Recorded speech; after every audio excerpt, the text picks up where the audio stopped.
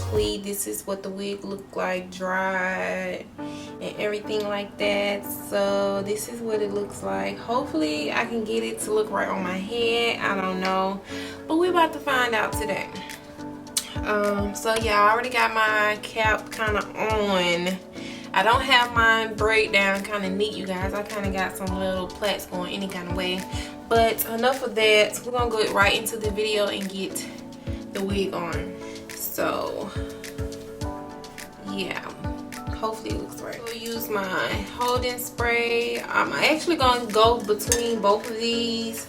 I actually like them both the same, so you can use whatever you want.